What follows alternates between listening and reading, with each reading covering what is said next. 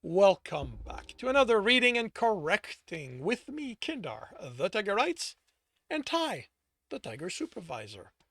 These are where I read a chapter from one of my stories and correct it as I go. If you want to listen to these live, it's every Tuesday morning, 8 a.m. Eastern Time on Twitch. And if you're looking to support me, that is on my Patreon. Today we are doing chapter 5 of Breaking Step. Tibs felt the weave throughout the Guildhall walls as he headed for his destination, but could only make out a small part of what it was made of, and he didn't know enough to be sure what those might even do. Although he could hazard a guess, at the basics. There was a lot of earth, and that would reinforce the building. Water and air could be to deflect attack. Darkness would, what would it do? Wouldn't it weaken the other essences within the weave? If it didn't, then did it weaken the attack? Serve to make the building harder to find? It was the largest structure in the town. All an attacker had to do was look, and they saw it. He simply didn't know enough about weaves and elements. But he was hoping to fix that now. He stepped into the training room where Alistair waited for him. "I'm glad I didn't have to send a reminder this time," the man said. "I don't have a lot keeping me busy now that Sebastian's dead," he replied flatly. "Now that you killed him, you mean," his teacher accused him. "He killed Karina," Tib snapped hotly, the ice cracking, "and I didn't hide that I'm the one who avenged her." The man snorted. "Avenged?" He took a breath and his expression softened. "I am sorry she was killed, Tibbs. I truly am. But what you did, it goes beyond avenging her. What you did means you lied to me." Tibbs studied his teacher, trying to determine what he could have discovered. Had he left something behind what he'd had he left something behind what he'd freed himself from? Had he left? Okay. Had he left something behind of what he'd used to free himself from the sorcerers? Was there a residue showing more than one element had been used? He had the excuse of having his bracers. Alistair knew about them. If it came down to it, he could blame whatever his teacher had sense on Sebastian. The man had covered himself in enchanted items. Anything could be blamed on them. "You aren't at the edge of Lambda," Alistair stated. "That's why you didn't want to be tested. Somehow you've advanced beyond what you should know, and you want to keep that from the guild. Keep it from me." The pained expression was marred with anger. "Why, Tibbs? I've been helping you. I postponed your test so your team could remain intact. Why didn't you trust me with this?" There was no light in the words, so Alistair hadn't lied, but he'd also stated little of worth. Even if the pain was real, Tibbs no longer trusted him. He was guild first and foremost, and like all of them, he only cared about the only the the only he only cared the only thing he cared about was the guild. "Where were you when Sebastian raided the town?" "I was away," Alistair replied confidently, but the words were bright. "If you'd been here," Tibbs continued in spite of knowing the lie, "would you have disobeyed the guild? Come to help us?" I The light built as Alistair hesitated, then he closed his mouth on the words he'd been about to speak and sighed. "Tibbs, it isn't that simple." No light this time. Not that it mattered. "No, of course it isn't," Tibbs stated. "I'm sure it took the guild a long time to decide guarding the dungeon was more important than protecting the town that stood between it and Sebastian. That it was our job to protect it, and that taking the nobles' coin and protecting them was worth the sacrifice of the guild's so important principle. Or does taking coin come before anything else for you, the way the gang leaders from my street did? How long did it take them to decide protecting the guild meant letting the Everburn splash onto the town when there were other ways to stop that? Well, you weren't here. Well, you were away," he said mockingly, "so you didn't have to watch as your guild threw my as your guild threw us and the townsfolk away. His expression hardened. So don't ask me to be nice to them, to temper my words for your and their comfort. I'm here to be trained, nothing else. So teach me about weaving essence. You aren't ready, Tibs, Alistair said dismissively. How do you know? Tibs snorted. You have no idea what I'm capable of. You can't do as much as you think you can. Alistair was amused.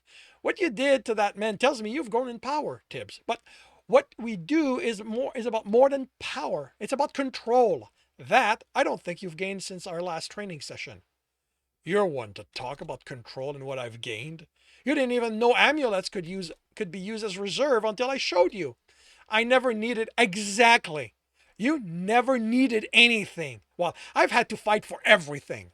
Tip stopped himself, found the cracks in his growing anger at cause, and filled them with ice.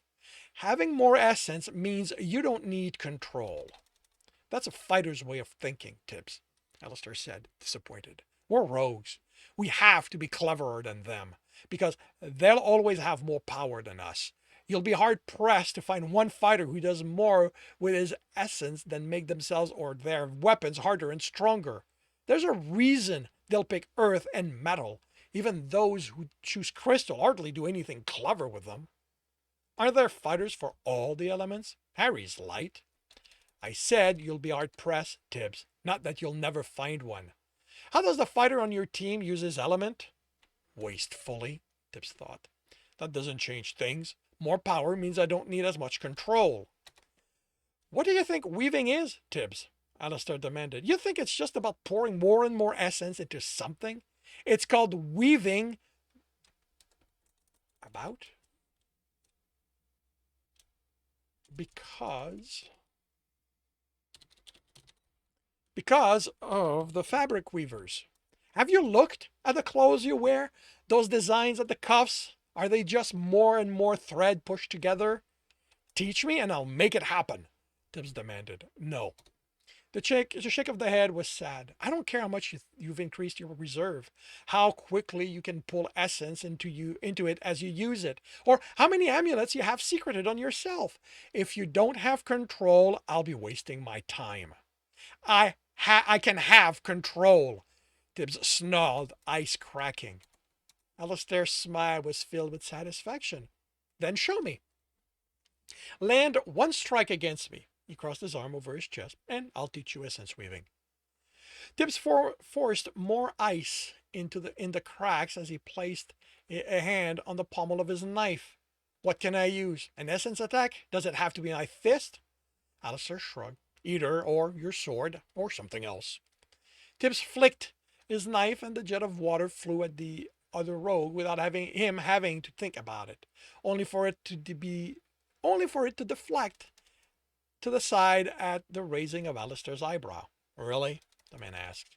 Tibbs formed his sword, and the jagged spike grew with the cracking of ice into an uneven edge. Alistair shook his head, the disappointment clear on his face. Tibbs recalled his teacher's talk of anger and how it caused his sword to look like this, instead of it being because Tibbs liked the fear it engendered. Tibbs smiled, tapped the tip of on the floor, and with more crackling, the jagged pieces fell off, leaving a smooth and straight blade. I'm glad you've at least gained that much control, Tibbs, but you haven't landed a blow yet. Tibbs swung, and was shoved aside, barely remaining on his feet. All that registered was a flash of Alistair's knife and essence, but neither had come close to him. He hadn't noticed the detail of what the men had done. He rushed again, and this time Alistair stepped aside as casually as if Tibbs was a passerby he disliked. With a snarl, Tibbs sent a wave of essence, the water forming a wall that distorted the man who drew his knife, and with a few flourishes trailing essence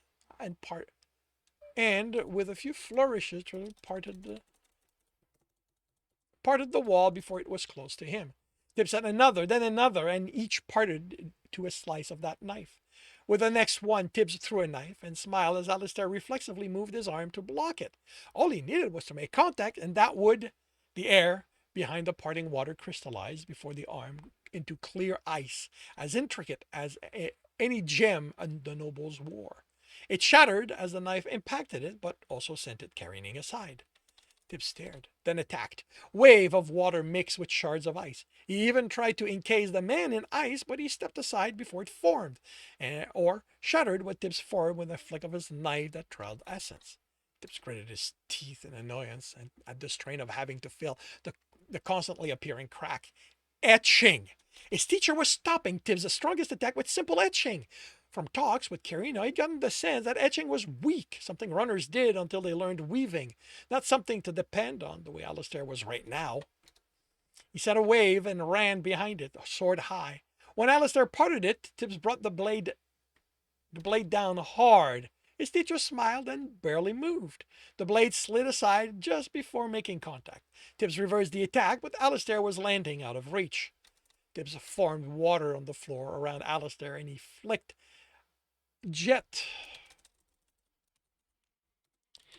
after jet to force the man to split his focus. He iced the patch as he ran, but Alistair kept his footing on the ice. He formed a patch of ice and dropped to his knees, sliding under the last of the jet, sword extended, ready to cut his teacher's leg out from the abrupt stop sent Tibs face down on the floor, and the pain was followed by water falling on him.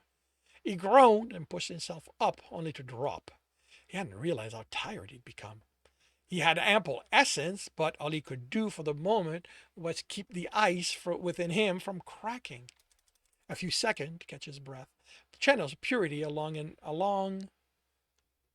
long enough to get his stamina back, and this is what control gets you, Tibs. He looked at his teacher, who stood well out of reach. Wielding all that power comes at the cost of exhaustion. Control lets you find ways around that. You used etching, Tibs accused him, panting. Alistair smiled. I used all the tools I need to teach you this lesson. It doesn't matter how powerful you are, Tibs, how vast an adventurer's reserve is. Control and cleverness will always come up with a way to get the upper hand. I want, Tibs said, panting angrily, no longer able to keep the cracks filled. I want to learn to etch. His teacher crouched before him. Yes, I think you've reached a point where I can teach you that. But there will be rules, Tibs. No more lying to me about what you can do. I know you don't like the guild, and I understand why, but I am your ally here. Alistair's words were without light, but that didn't mean Tibs had to believe him. Fine. I'll tell you everything I've figured out how to do, Tibs lied. Tibs frowned as he watched tents being put up behind where the townsfolk were still working on the building. Tibs? Stowe asked. What's going on? The tents were various sized, reminding him of what Craggle Rock had looked like before buildings went up there. He made sure no one was close and whispered, I think the new runners are going to arrive soon. Yes! That means you'll be doing runs soon. Why? Are you getting hungry? What? No, of course not. That's not how. Oh, right. Tibbs heard the smile. Because you all refer to me absorbing those who fail the test as eating them. No, that's fine. So long as I don't do too much work, I don't get hungry. I'm just bored. Genny says that by this point, dungeons who have so many runners, there's always people in them. You mean they don't all close their doors at night? Ganny, still called, do I have to close my door like I've been doing? Don't you want some time to rest? She answered, her voice gaining strength. Hi, Tibbs. Don't you think I've gotten enough rest at this point? Still replied. Okay, then are you done making adjustment to the floors?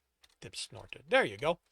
You can't do that when people are inside. Of course I can. All I have to do is block off part of the part where... Okay, I see how not having anyone inside makes things simpler. Still, I could leave it open when I don't have anything to do. People like things to be regular, Genny said. If they can't tell when you're going to let them in or not, they're going to get irritable. Runners wouldn't care, but Tibbs saw how it would make scheduling the runs more difficult for the guild. So that's why you insist I did it for the same length of time each time.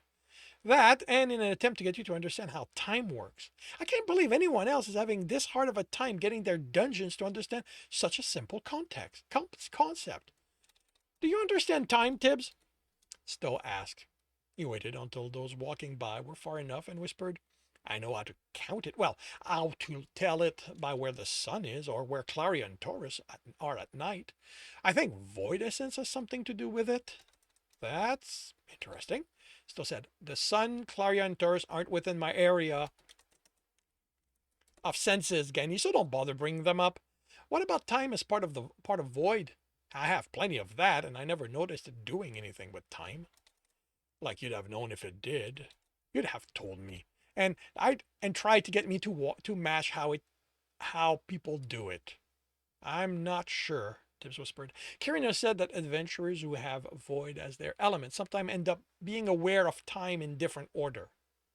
I wonder how that happens. Still amused. And I'm going to say we wait until you have a better handle on that essence before you try anything. Why are you making such a big deal of me losing a room? Stowe asked.